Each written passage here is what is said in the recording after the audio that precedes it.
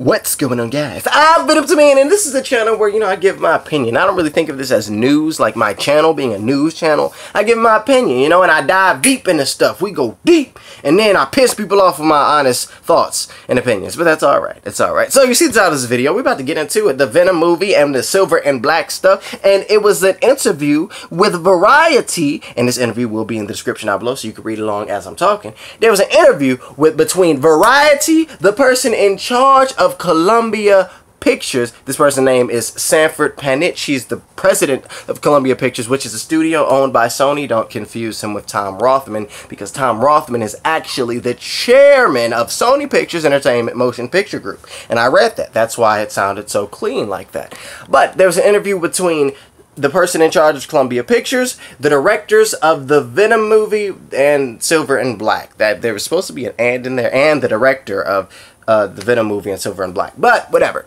Yes. So we're gonna dive into what they said, starting with Sanford Panitch. Sanif? What am I talking about? Anyway, so he's talking about he's been immersed. The article talks about how he's been immersing himself in the comic books for Spider-Man, and the studio has licensed the Spider-Man comics for Marvel since the early back in the day. And he says that with the Sony universe of Marvel characters, our mission is only to do what's the absolute best for each individual property. He says that I just want to honor the original DNA. So that's something for our comic book purists, our comic book fans. You're gonna get something that honors the original DNA, according to Sanford Panitch. We're gonna get that. So everybody that's pissed off with everything that's happening with MCU, Sony Marvel got you covered. To a degree. Perhaps. We'll see.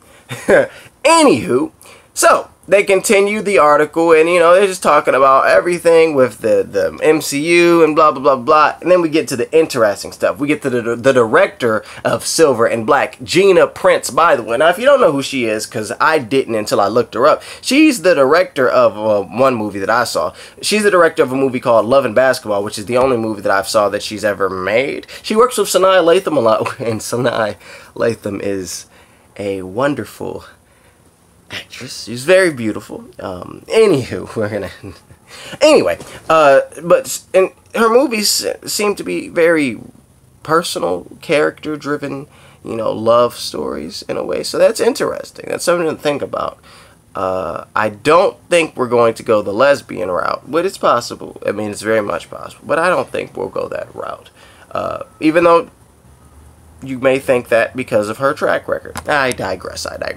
What did she say about the movie? She said that, and this is very, very interesting, alright? You ready? She says that, I wanted to tell the story of two damaged women who are at war with each other but need each other to survive. She likens the film to buddy films like Thelma and Louise and Midnight Run, films that I never seen them, so I don't really know what to say. But yeah, she says that she's been looking at the origins of each character in order to explain how the Silver Sable became a killer for hire and why Black Cat is drawn to crime, which is something that I find very, very cool, that they're actually doing homework, diving deep into these stories of these characters. Again, we've had the person in charge at Columbia Pictures talk about the fact that he wants to honor the original DNA, meaning he wants to honor the source material, which is not a bad thing, right? If you do it. I mean, if you don't do it, people may be pissed. If you do it, people still may be pissed. But we'll keep it going. Based upon everything that is being stated in this interview, the interviewer says that Silver and Black sounds much darker than Spider-Man Homecoming. And the person in charge of Columbia Pictures, he says that's precisely the point. He goes on, superhero movies have now transcended the point where they're no longer superhero movies per se. They're essentially genre movies. It's not so much that characters have a cape and fly in, In Silver and Black, these two women are modern and cool. They may wear costumes, but they're very real and very grounded, which is cool. I think that's interesting. Now going back, Venom. What about Venom? You got Tom Hardy, right? Tom Hardy. Venom is apparently being treated as a horror film. Now, there were some things coming out like it's a comedy. It's a comedy! You know, the director is from Zombieland, and Amy Pascal, she said in interviews, you know, it's going to be funny, you know. So that's interesting. In this article, it stated otherwise, that the studio is thinking of the film more like a horror film. That's interesting, because that goes directly against what Amy Pascal said. Anywho, this is what is said about the Venom movie by Ruben Fletcher, who is the director, and he also directed Zombieland. He says that he's always been drawn to the more anti-hero superheroes. There's a dark element to Venom and a wit that has always appealed me. I really find it interesting that the director is saying this and Amy Pascal came out and said something else. But there's something in this article that makes me think it could still be a bit of a comedic, and it could have some humor into it. And he even says there's a bit of a wit to the character. So I think that humor is going to be present. He continues, though.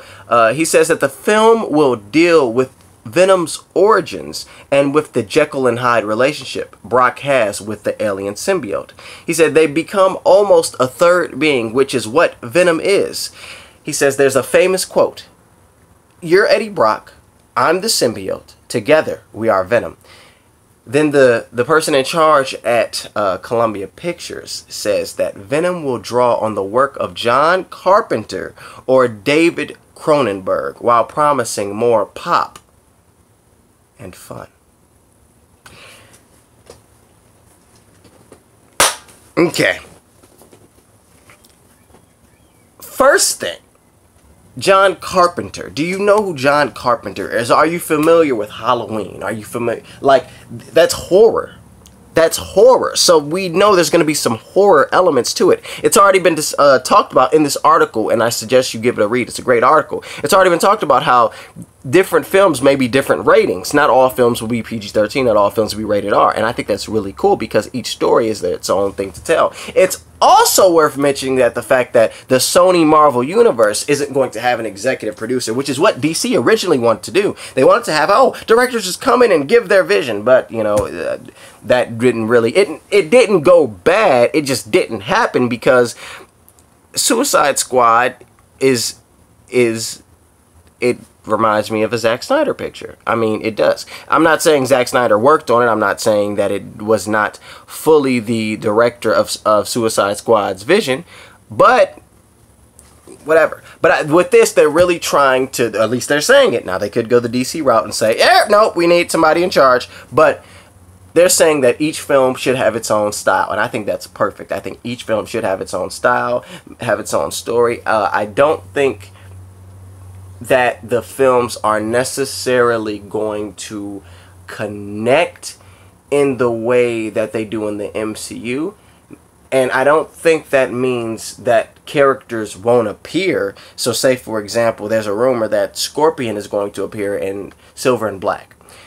I don't think that means that we won't have Scorpion appear in Silver and Black and in Venom, or we won't have Black Cat or Silver Sable appear in Venom. I think what it means is that it's not going to lead to a singular event in which all the characters come together. I don't think that's what it means. I think that it means that these characters exist in the same world, and each part of the world is different. And you know, there could be something that's happening over here that is huge, but the other characters aren't there, even though this is huge. In a way, it kind of reminds me of the past movies when things were their own thing. It could be like that, but I think of it more like not all characters have to come together, and not all characters will come together. And some characters may come together because they just might, and that's all right if they don't. So that's what I think. That's what I think they're doing with that. Also, as it pertains to the MCU, the conversation that is happening is not leaving out Spider-Man Homecoming.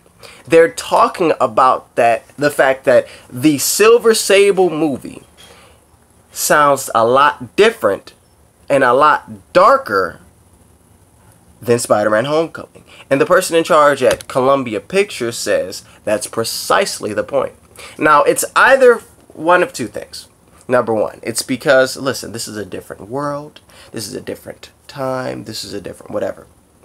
Or it's number two. This is a different story.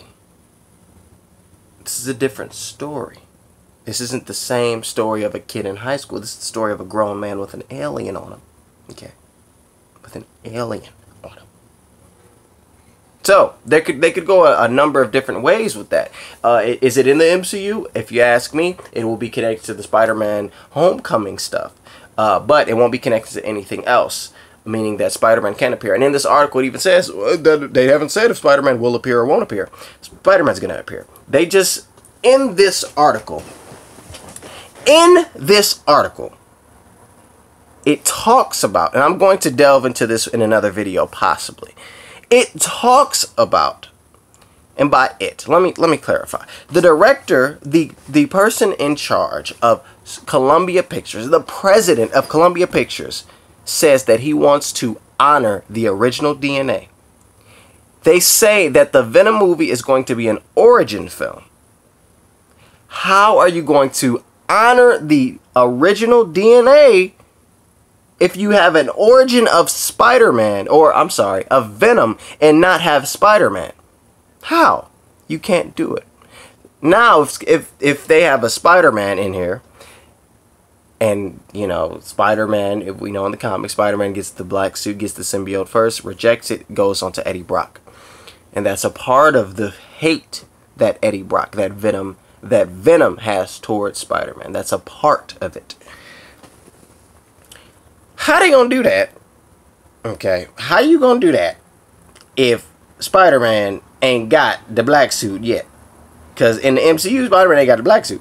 Now, we don't know what's happening with Infinity War. We have no idea. We don't know. But we do know that as of right now, Spidey ain't got that black suit. So how you gonna honor the original source material, the original DNA, if Spidey ain't got that black suit? I'll wait.